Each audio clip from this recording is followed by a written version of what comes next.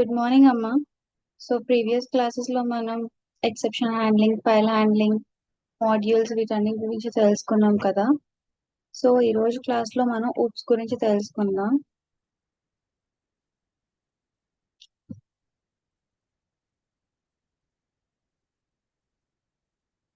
So basic గా oops అంటే object oriented programming language అని అంటాం.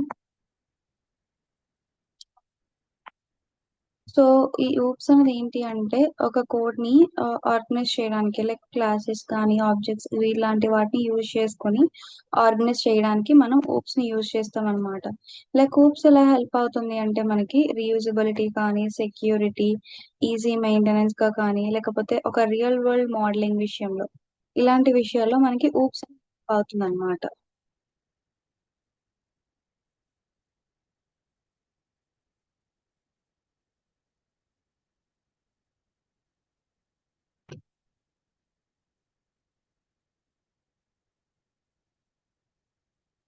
సో ఇది ఒక ప్రోగ్రామ్ పారాడిగమ్ అని కూడా అనొచ్చు. అంటే ఏం ఆర్గనైజ్ చేస్తుంది అంటే సాఫ్ట్వేర్ ని డిజైన్ చేస్తుంది అనమాట. ఎలాగా అరౌండ్ ది ఆబ్జెక్ట్స్ కానీ లేదా ఫంక్షన్స్ అన్నమాట.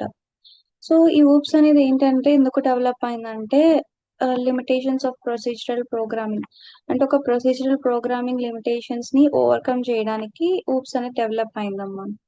సో అసలు ఈ పారాడిగమ్ అంటే ఏంటి? ఇది ఒక స్టైల్ ఆఫ్ మెథడ్ అన్నమాట. దేంట్లో అంటే ప్రోగ్రామింగ్ లో ఎగ్జాంపుల్స్ ఏంటి అంటే like procedural programming, object oriented programming, functional programming, ఇలాంటివి అనమాట. సో పైథాన్ ఏం సపోర్ట్ చేస్తుంది అంటే మల్టిపుల్ మల్టిపుల్ పారాడిగమ్స్ ని సపోర్ట్ చేస్తుంది. కానీ ఊప్స్ అనేది ఏంటంటే చాలా one of the most important paradigm అవుతుంది అనమాట. సో ఇక్కడ ఏంటి అంటే అసలు ఊప్స్ ని ఎందుకు ఇంట్రడ్యూస్ చేశారు అని అడిగితే, ఊప్స్ లేనప్పుడు ముందు ఏంటి అంటే ప్రోగ్రామర్స్ అనేవాళ్ళు ప్రొసీజరల్ ప్రోగ్రామింగ్ చేసేవారు.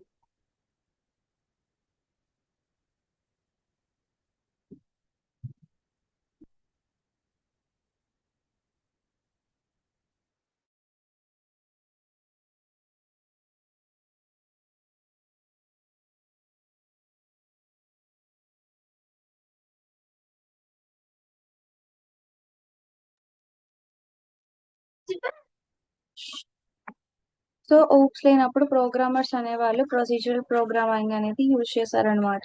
లైక్ ఎలా అంటే ఇన్పుట్, ప్రాసెస్, అవుట్పుట్, ఇలా అన్నమాట.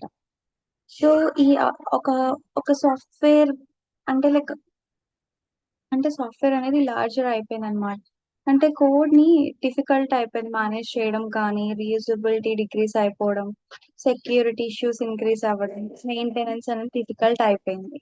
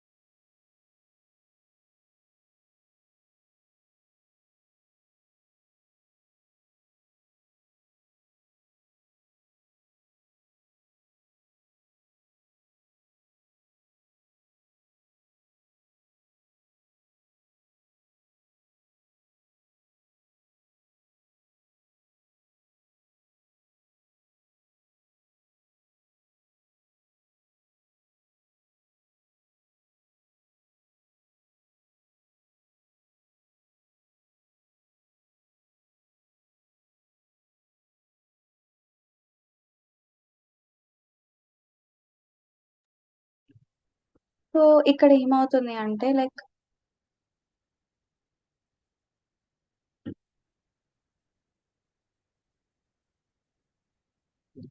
సో, ఈ కోడ్ రీయూజబిలిటీ కానీ, సెక్యూరిటీ ఇష్యూస్ అనేది ఇంక్రీజ్ అవ్వడం, మెయింటెనెన్స్ అనేది చాలా డిఫికల్ట్ అవ్వడం అయిందనమాట. సో, ఈ ప్రాబ్లమ్స్‌ని సాల్వ్ చేయడానికి మనం ఊప్స్ అనే దాన్ని ఇంట్రొడ్యూస్ చేశామనమాట. ఇప్పుడు ఒక రియల్ లైఫ్‌లో మనం అండర్‌స్టాండ్ చేసుకోవాలి ఊప్స్ గురించి అంటే మన చుట్టూ ఉన్న ప్రతి ఒక ఆబ్జెక్ట్ లాంటిదనమాట. ఫర్ ఎగ్జాంపుల్ కార్‌లో అట్రిబ్యూట్స్ ఏంటి? ఇప్పుడు కార్ అనేది ఒక ఆబ్జెక్ట్ అమ్మ. అంటే అదొక వస్తువు కదా! So, it's an object. So, దాంట్లో అట్రిబ్యూట్స్ ఏమయ్యుంటాయి? బేసిక్‌గా అట్రిబ్యూట్స్ అండ్ మీకు బిగినింగ్ క్లాసెస్‌లోనే నేను క్లాస్ అంటే ఏంటి? ఆబ్జెక్ట్స్ అంటే ఏంటి? అట్రిబ్యూట్స్ అంటే ఏంటో చెప్పా. సో, ఈ అట్రిబ్యూట్స్ అంటే ఒక క్యారెక్టర్‌ని కూడా అనొచ్చు. మీకెలా చెప్పాలి?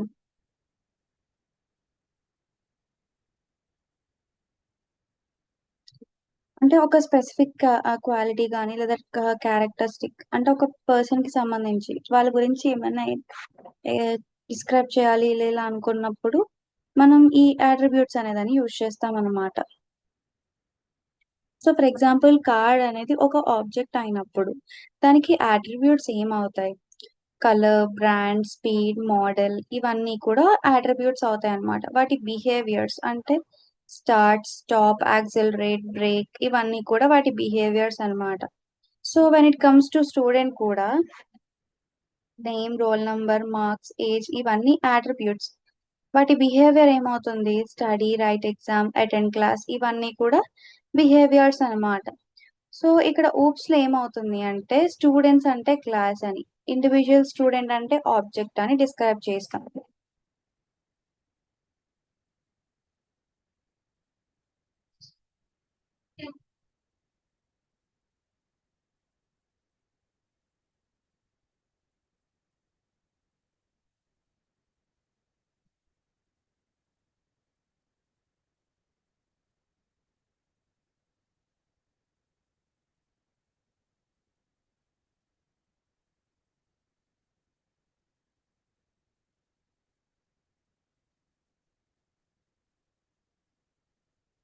సో, ఇప్పుడు క్లాస్ అనేసరికి మీకు ఆబ్జెక్ట్స్ అంటే ఏంటి? ఒక వస్తువు కానీ, లేదా ఒక పర్సనాలిటీ కానీ ఇలా. సో, అదే ఐ మీన్ క్లాస్ అనేసరికి ఏమవుతుంది అంటే యూజర్ డిఫైన్ బ్లూ ప్రింట్ అని లేదా టెంప్లేట్ ఆబ్జెక్ట్స్‌ని క్రియేట్ చేయడానికి యూజ్ చేసేదాన్నే మనం ఆహ్,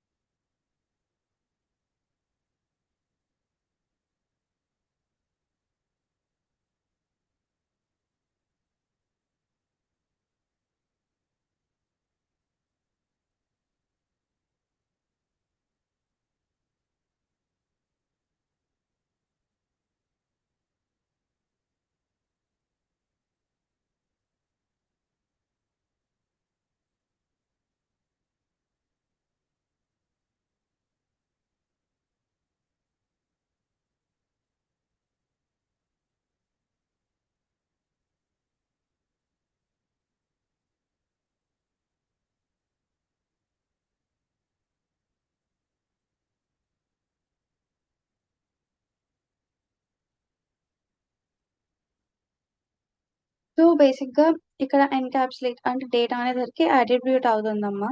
ఫంక్షన్స్ అనేసరికి మెథడ్స్ అవుతాయి. అంటే ఒక సింగిల్ స్ట్రక్చర్డ్ యూనిట్‌కొచ్చేసరికి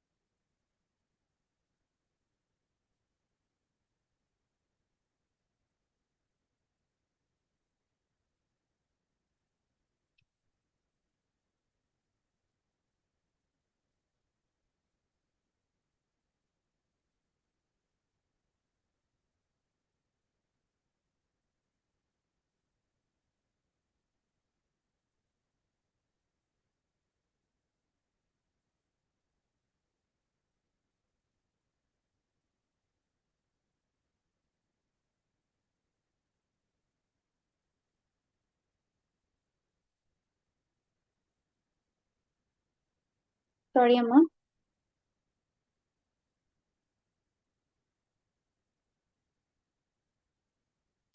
సో, మన చుట్టూ ఉండే ప్రతి ఒక్కదాన్ని మనం ఆబ్జెక్ట్ లాగా కన్సిడర్ చేద్దాం.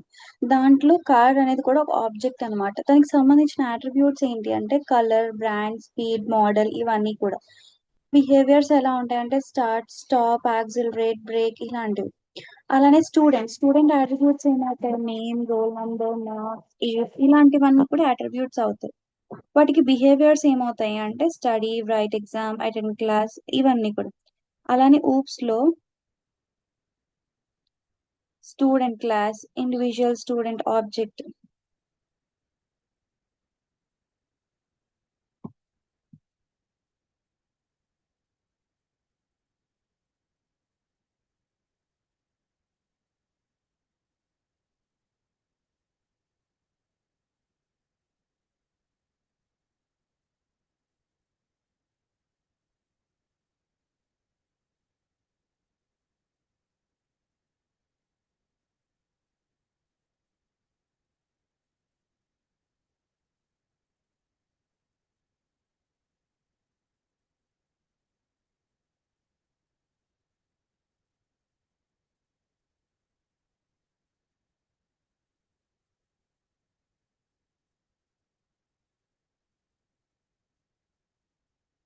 సో ఇక్కడ ఫీచర్స్ ఆఫ్ ఊప్స్ అని వచ్చేసరికి ఒక 4 పిల్లర్స్ ఆఫ్ ఊప్స్ అనేవి ఉంటాయన్నమాట.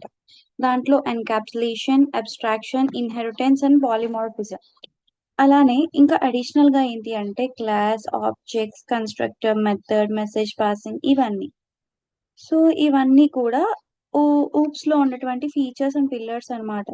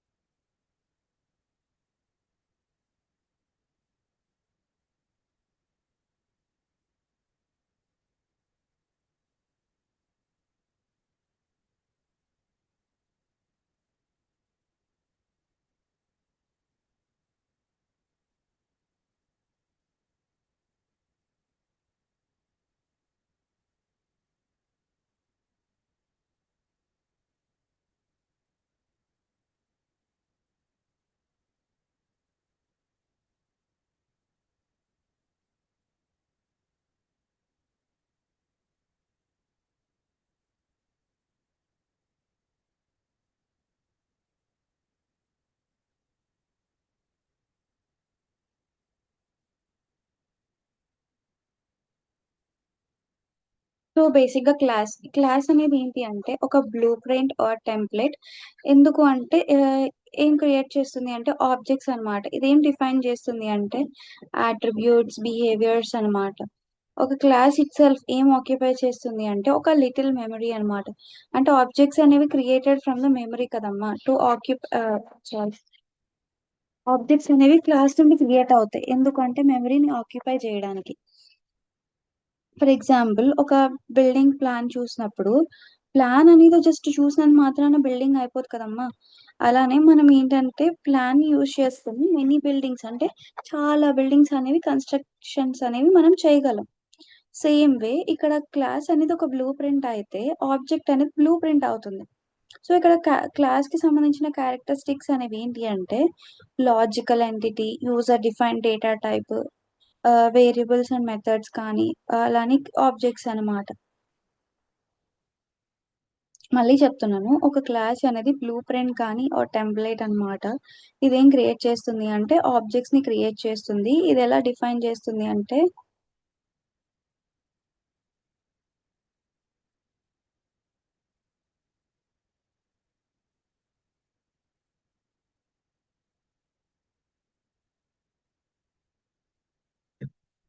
సో, ఇదెలా డిఫైన్ చేస్తాము అంటే క్లాస్‌ని అట్రిబ్యూట్స్ అండ్ బిహేవియర్స్ ద్వారా క్రియేట్ చేస్తాము.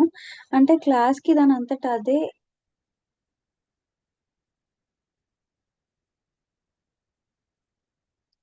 ఆక్యుపై చేసుకుంటుంది. ఒక లిటిల్ మెమరీననమాట. సో, ఆబ్జెక్ట్స్ అనేవి క్లాస్ నుండి క్రియేట్ చేస్తాము. ఎందుకు అంటే, ఆ మెమరీని ఆక్యుపై చేసుకోవడానికి. ఓకేనమ్మా?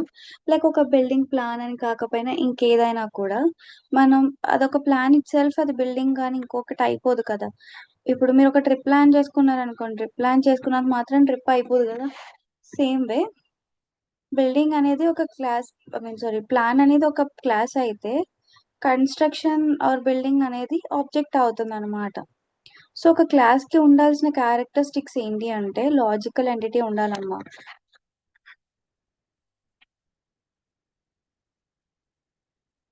యూజర్ డిఫైన్డ్ డేటా టైప్ ఉండాలి. అలానే వేరియబుల్స్ అండ్ మెథడ్స్ ఉండాలి. అలానే ఆబ్జెక్ట్స్‌ని క్రియేట్ చేసుకునేలాగా ఉండాలనమాట. సో, నెక్స్ట్ చూసుకుంటే ఆబ్జెక్ట్. ఆబ్జెక్ట్‌లు ఏంటి అంటే ఆబ్జెక్ట్ అనేది ఒక ఇన్‌స్టాన్స్ ఆఫ్ క్లాస్ అనమాట. అంటే ఆబ్జెక్ట్ ఏం రిప్రజెంట్ చేస్తుంది అంటే ఒక రియల్ వరల్డ్ ఎంటిటీస్‌ని రిప్రజెంట్ చేస్తుందనమాట.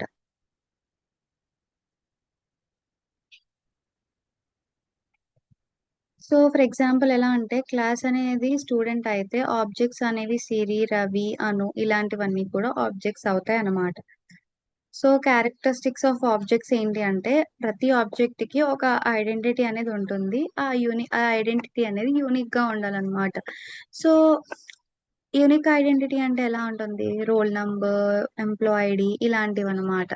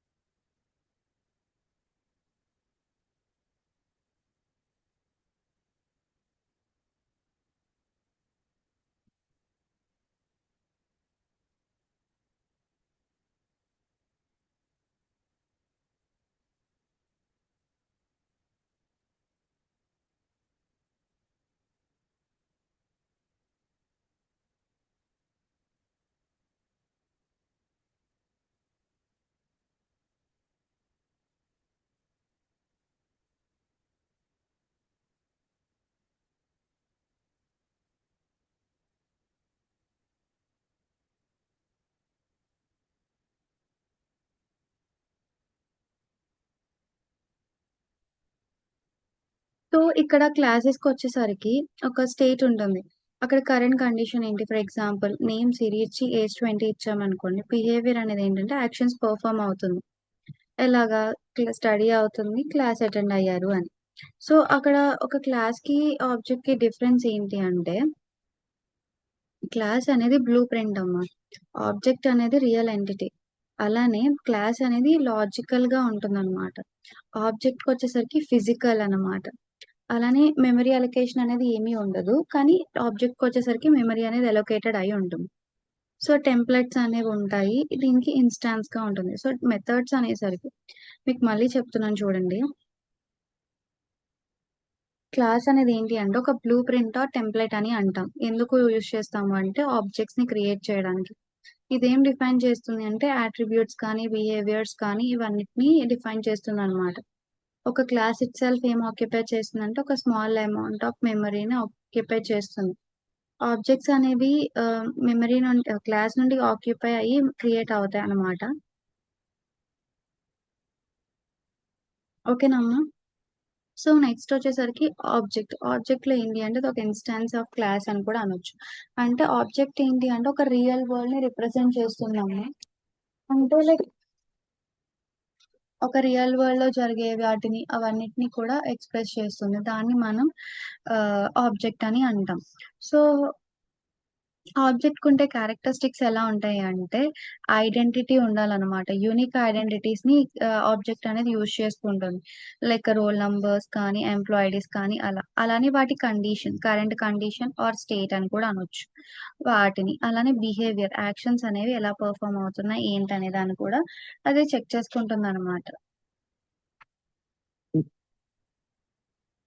సో, అలానే నెక్స్ట్ వచ్చేసరికి మెథడ్స్. సో, మెథడ్స్ అనేది ఏంటి అంటే ఫంక్షన్స్ అనేవి డిఫైన్ అవుతాయి. ఎప్పుడు? ఒక ఇన్‌సైడ్ ఏ క్లాస్ అనమాట. వాటిని మనం మెథడ్స్ అని అంటాం. సో, ఒకసారి మళ్ళీ చూడండి. మెథడ్స్‌లో ఏంటి ఫంక్షన్స్ అనేవి ఒక క్లాస్ లోపల డిఫైన్డ్ అయ్యి ఉంటాయి. వాటిని మనం మెథడ్స్ అని అంటాం. ఈ మెథడ్స్ అనేవి బిహేవియర్‌ని డిఫైన్ చేస్తాయి. సో, దీంట్లో టైప్స్ ఆఫ్ మెథడ్స్ అనేవి ఉంటాయి. దాంట్లో ఫస్ట్ వన్ వచ్చేసరికి ఇన్‌స్టాన్స్ మెథడ్. సెకండ్ వన్ వచ్చేసరికి క్లాస్ మెథడ్. థర్డ్ వన్ వచ్చేసరికి స్టాటిక్ మెథడ్ అనమాట. సో,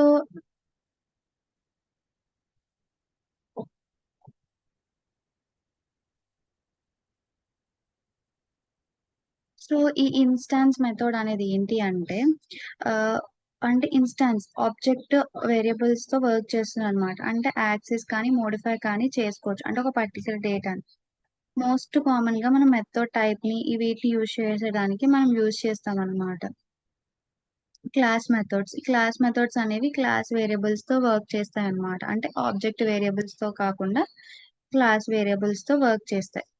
అలానే నెక్స్ట్ వచ్చేసరికి స్టాటిక్ మెథడ్ అన్నమాట. స్టాటిక్ మెథడ్ అనేది ఇన్‌స్టాంట్ వేరియబుల్స్‌ని ఆర్ క్లాస్ వేరియబుల్స్‌ని యూజ్ చేయకుండా రన్ అవుతుంది. ఓకేనా అమ్మ?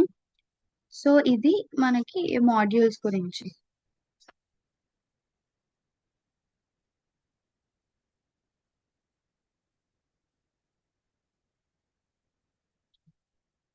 అలానే నెక్స్ట్ ఏమో కన్‌స్ట్రక్టర్. ఈ కన్‌స్ట్రక్టర్ అనేది ఏంటి అంటే ఇదొక స్పెషల్ మెథడ్ అనమాట. సో, దీని నేమ్స్ అనేవెలా ఉంటాయంటే, ఇనీషియల్‌తో ఉంటది. అంటే ఇది నార్మల్‌గా ఎగ్జిక్యూట్ అవుతుంది కానీ ఆహ్,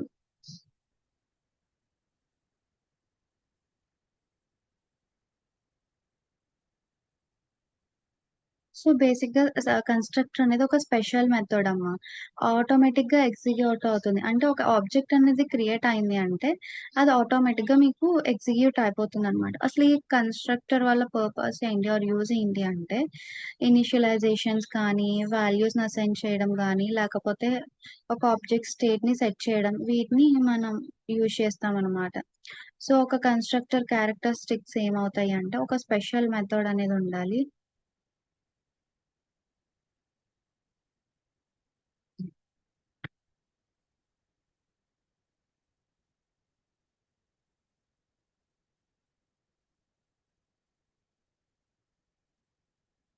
స్పెషల్ మెథడ్ ఉంటుంది. నేమ్ ఈస్ ఇనీషియల్ అండ్ అది ఆటోమేటిక్‌గా ఎగ్జిక్యూట్ అవుతుంది.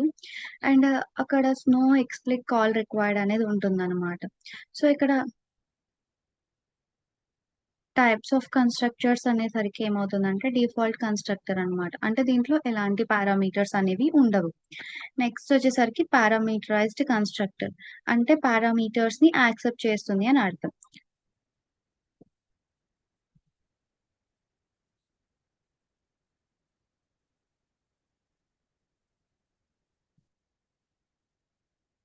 సో, ఇక్కడ పారామీటర్ అనేది ఒక వేరియబుల్ అనమాట. అంటే పారాన్సిస్ లోపల లిస్ట్ అయి ఉంటుంది. అంటే ఒక ఫంక్షన్ లాగా అనమాట. అంటే ఇదొక ప్లేస్ హోల్డర్ అని కూడా అనొచ్చు. ఆర్ ఎన్ ఆర్గ్యుమెంట్ అని కూడా అనొచ్చు.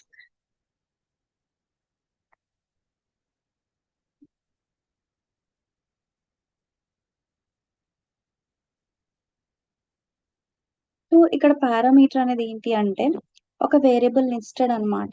Inside the parenthesis of a function అని కూడా చెప్పొచ్చు. ఓకేనా అమ్మా?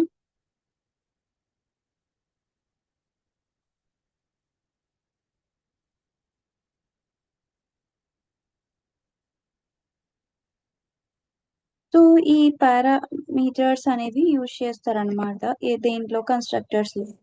సో, కన్‌స్ట్రక్టర్స్‌లో ఏంటంటే డిఫాల్ట్ కన్‌స్ట్రక్టర్ ఉంటుంది. దాంట్లో పారామీటర్స్ అంటే వేరియబుల్స్ లిస్ట్స్ అనేవి ఉండవు. అలానే పారామీటరైజ్డ్ కన్‌స్ట్రక్టర్ అనేది ఒకటుంటుంది. దాంట్లో ఏంటంటే పారామీటర్స్‌ని యాక్సెప్ట్ చేస్తారనమాట.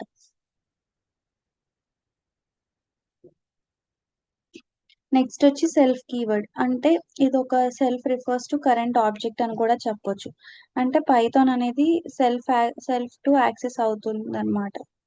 సో, వేరియబుల్స్ కానీ, మెథడ్స్ కానీ ప్రెజెంట్ కరెంట్ ఆబ్జెక్ట్‌కి ఉన్న వాటిని రిఫర్ చేస్తుందనమాట.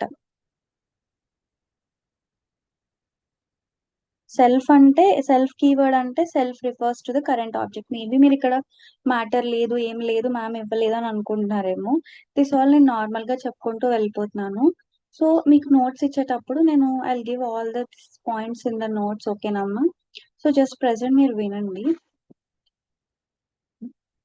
సెల్ఫ్ కీవర్డ్ అనేది ఒకటుంటుంది. ఆ సెల్ఫ్ కీవర్డ్ అంటే ఏంటి అంటే కరెంట్ ఆబ్జెక్ట్ అని అర్థమమ్మా. సో, ఈ పైథాన్ అనేది సెల్ఫ్ టు యాక్సెస్‌కి ఎలా అవుతుంది అంటే వేరియబుల్స్, మెథడ్స్‌ని ఆహ్, ఏవైతే ప్రెజెంట్ బిలాంగింగ్ ఉంటాయో కరెంట్ ఆబ్జెక్ట్‌కి బిలాంగింగ్ వాటిని యూజ్ చేస్తుందనమాట.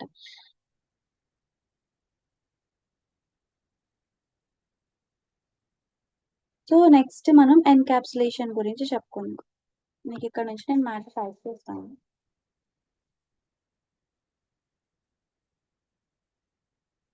సో, ఈ ఎన్‌క్యాప్సులేషన్ అంటే ఏంటి? ఎన్‌క్యాప్సులేషన్ అంటే డేటాని బైండింగ్ చేయడం అన్నమాట. అంటే ఒక మెథడ్స్‌ని సింగిల్ యూనిట్‌లోకి బైండింగ్ చేసేదాన్ని మనం ఎన్‌క్యాప్సులేషన్ అంటాం.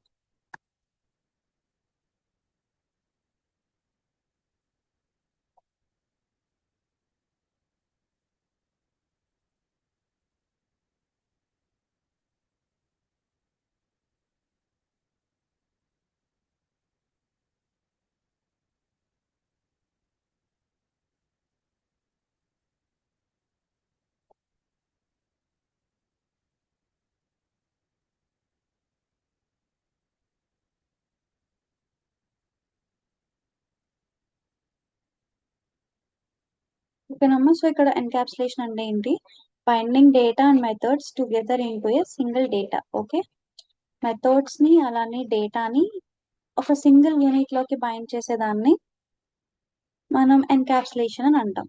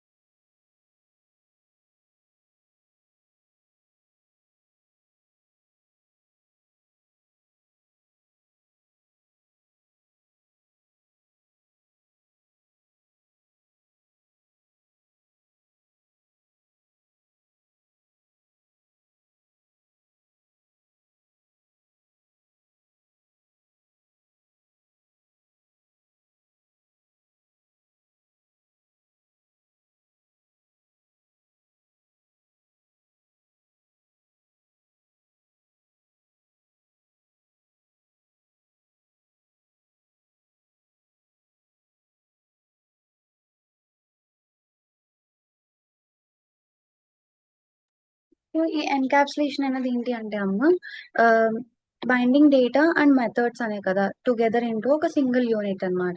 సో, అలానే ఇదేం ప్రొటెక్ట్ చేస్తుంది అంటే అన్‌ఆథరైజ్డ్ యాక్సెస్ అంటే ఎవరో తెలియని వాళ్ళు, అన్‌నోన్ పర్సన్స్ నుండి యాక్సెస్ అనేది ప్రొటెక్ట్ చేస్తుందన్నమాట.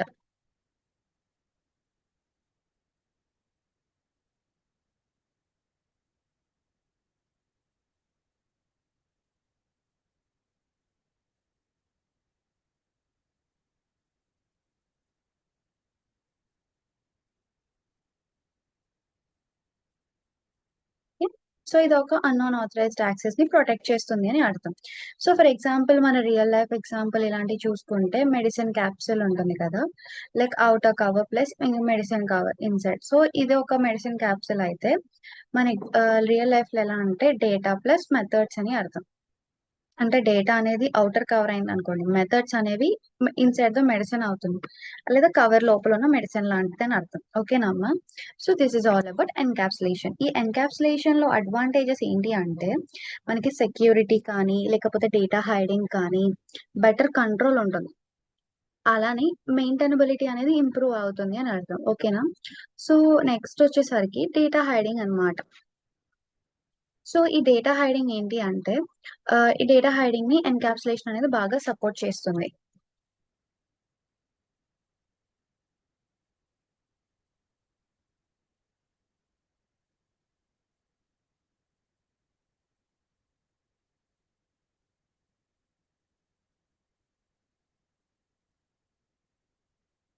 సో, డేటా హైడింగ్‌ని సపోర్ట్ చేస్తుందనమాట. సో, ఇక్కడ ఏమవుతుంది అంటే యూజర్స్ అనేవాళ్ళు డైరెక్ట్‌గా సెన్సిటివ్ ఇన్ఫర్మేషన్‌ని యాక్సెస్ చేసుకోలేరు.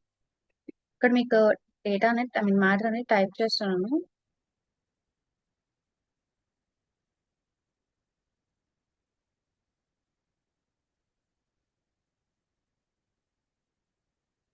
సో, ఈ sensitive data or whatever the data అనే దాన్ని ఉంటుంది గదా!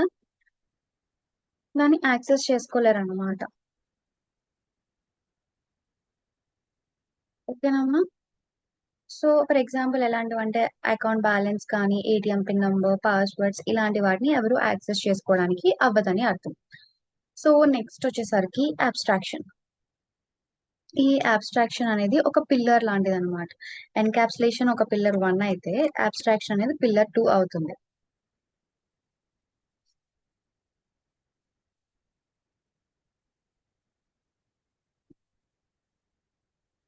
So, abstraction. సో, ఈ అబ్స్ట్రాక్షన్ అంటే ఏంటి? అబ్స్ట్రాక్షన్ అంటే ఇంప్లిమెంటేషన్ డీటెయిల్స్. అంటే ఒక పని చేస్తున్నట్టు దానికి సంబంధించిన ఇంప్లిమెంటేషన్ ఏదైతే చేస్తున్నారో, ఆ ఇంప్లిమెంటేషన్ డీటెయిల్స్‌ని హైడ్ చేసి ఓన్లీ అవసరమైన ఫీచర్స్‌ని మాత్రం చూపించేదాన్ని అబ్స్ట్రాక్షన్ అని అంటాం.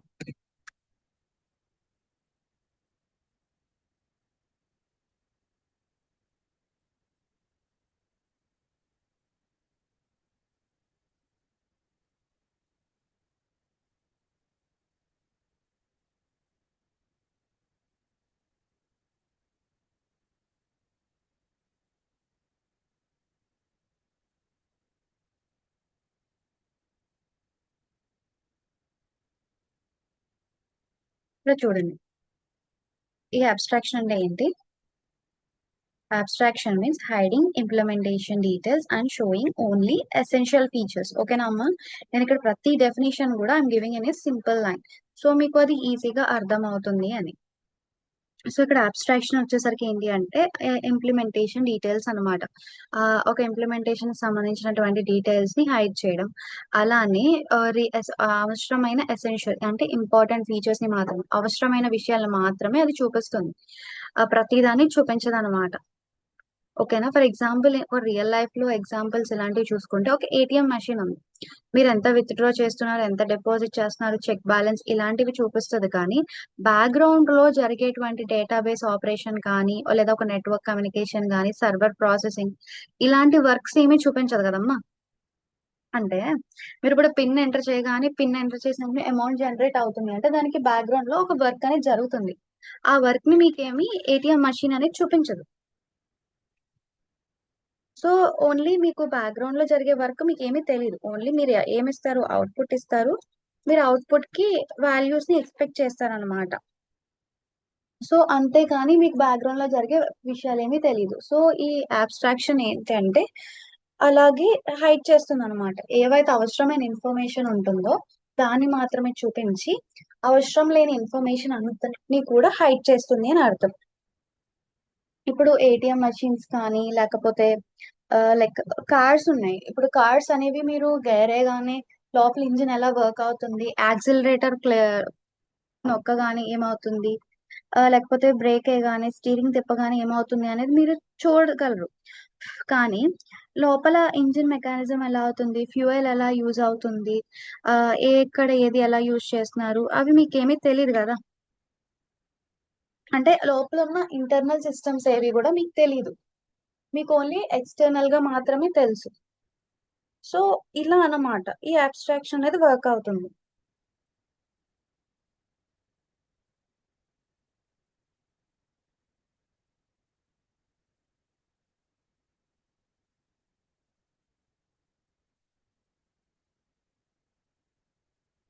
అలానే ఈ అబ్స్ట్రాక్షన్ వల్ల మీకు చాలా బెనిఫిట్స్ అనేవి కూడా ఉంటాయమ్మా. ఎందుకంటే అవసరమైన ఇన్ఫర్మేషన్ మాత్రమే మీరు తెలుసుకోవచ్చు అండ్ అన్నెసెసరీ డేటా మీకు రాదు. సో దీని వల్ల ఏమవుతుందంటే కాంప్లెక్సిటీ రెడ్యూస్ అవ్వడం, సెక్యూరిటీ ఇంప్రూవ్ అవ్వడం, అలానే ఈజియర్ గా యూసేజ్ ఉంటుంది, అలానే బెటర్ మెయింటైనబిలిటీ అనేది ఉంటుంది అనమాట. అంటే మెయింటెనెన్స్ అనేది మనం బెటర్ గా చేసుకోవచ్చు. సో ఈ డిఫరెన్స్ ఏంటి, అబ్స్ట్రాక్షన్ కి డేటా ఐ మీన్ ఎన్కాప్సులేషన్ కి డిఫరెన్స్ ఏంటి అంటే డేటా ప్రొటెక్షన్. లైక్ ఎన్కాప్సులేషన్ లో డేటా ప్రొటెక్షన్ అనేది ఉంటుంది, అలానే అబ్స్ట్రాక్షన్ కి వచ్చేసరికి కాంప్లెక్సిటీని హైడ్ చేస్తాం అనమాట. అంటే ఇంప్లిమెంటేషన్ మీద మాత్రమే ఫోకస్ చేస్తాం. అదే ఎన్కాప్సులేషన్ అనుకోండి, డేటా అంతటి మీద ఫోకసింగ్ అనేది జరుగుతుంది. అలానే ఈ ఎన్కాప్సులేషన్ అనేది ఎలా అచీవ్ అవుతుందంటే క్లాసెస్ ని యూజ్ చేసుకుని అచీవ్ అవుతుంది. అదే అబ్స్ట్రాక్షన్ అనుకోండి, అబ్స్ట్రాక్ట్ కాన్సెప్ట్స్ ని యూజ్ చేసుకుని అచీవ్ అవుతుంది అనమాట. ఓకేనమ్మా. నెక్స్ట్ వన్ వచ్చేసరికి ఇన్హెరిటెన్స్. ఇది ఒక థర్డ్ పిల్లర్ అని కూడా మనం చెప్పుకోవచ్చు. నేను ఈ టాపిక్స్ మీద మీకు మళ్ళీ ఎక్స్ప్లెయిన్ అనేది చేస్తాను. I take a long class where I explain more detail and with ఎక్కువ ప్రోగ్రామ్స్ కూడా ఇస్తాను.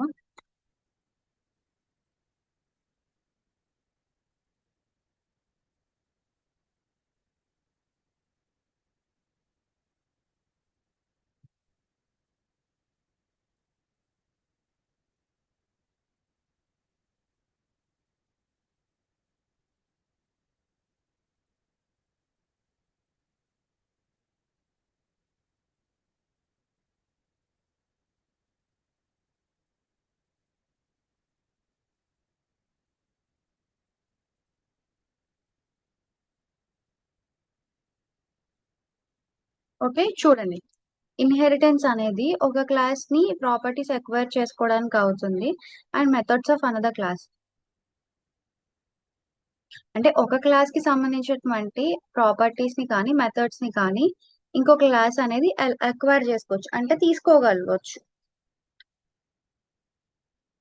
ఫర్ ఎగ్జాంపుల్ ఏంటి అంటే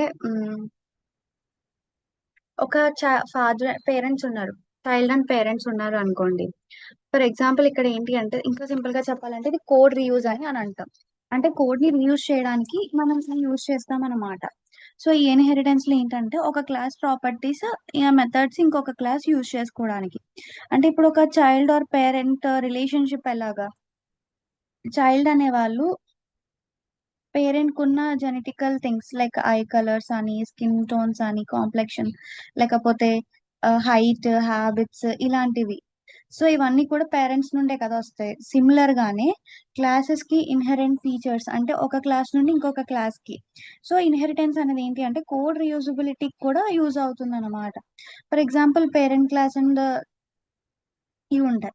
పేరెంట్ క్లాస్ ని మళ్ళీ ఇంకొక క్లాస్ అని కూడా అంటాం. ఏంటి అంటే బేస్ క్లాస్ అని కానీ సూపర్ క్లాస్ అని కూడా అంటాం అనమాట. సో చైల్డ్ క్లాస్ అంటే డిరైవ్డ్ క్లాస్ సబ్ క్లాస్ అని చెప్తాం. అంటే ఇన్హెరిటెన్స్ లో క్లాసెస్ అనేవి సపరేట్ అయి ఉంటాయి అన్నమాట దానికోసం. సో ఇన్హెరిటెన్స్ అడ్వాంటేజెస్ ఎలా ఉంటాయి అంటే కోడ్ రీయూజబిలిటీ అనేది ఉంటుంది, అలానే కోడ్ డూప్లికేషన్ అనేది రెడ్యూస్ అవుతుంది, మెయింటెనెన్స్ అనేది ఈజియర్ గా అయిపోతుంది అనమాట, అలానే ఒక ఫాస్ట్ డెవలప్మెంట్ అనేది జరుగుతుందమ్మా. సో ఇవి ఇన్హెరిటెన్స్ అడ్వాంటేజెస్ అన్నమాట. మళ్ళీ చెప్తాను చూడండి. రీయూజబిలిటీ అనేది ఉంటుంది, అంటే కోడ్ రీయూజబిలిటీ. అలానే కోడ్ డూప్లికేషన్స్ అనేవి రెడ్యూస్ అవుతాయి. అలానే మెయింటెనెన్స్ అనేది ఈజీ అవుతుంది అనమాట. So faster development. ఓకేనా. నెక్స్ట్ వచ్చేసరికి టైప్స్ ఆఫ్ ఇన్హెరిటెన్స్. ఈ ఇన్హెరిటెన్స్ లో టైప్స్ ఏంటి? సింగిల్ ఇన్హెరిటెన్స్, ఒక one parent and one child అవుతుంది. మల్టిపుల్ ఇన్హెరిటెన్స్ అనుకోండి, మల్టిపుల్ పేరెంట్స్ వన్ చైల్డ్ అవుతుంది. మల్టీ లెవెల్ ఇన్హెరిటెన్స్ అయితే గ్రాండ్ పేరెంట్, పేరెంట్, చైల్డ్ అవుతుంది. హైరార్కల్ ఇన్హెరిటెన్స్ అంటే one parent multiple children. Hybrid inheritance అంటే కాంబినేషన్ ఆఫ్ ఇన్హెరిటెన్స్ టైప్స్ అవుతాయి. ఓకేనా అమ్మా. సో ఇన్హెరిటెన్స్ గురించి మళ్ళీ చెప్తా. టైప్స్ ఆఫ్ ఇన్హెరిటెన్స్ అంటే single, multiple, multi level, hierarchical, hybrid. 5 types of inheritance అనేది ఉంటుంది.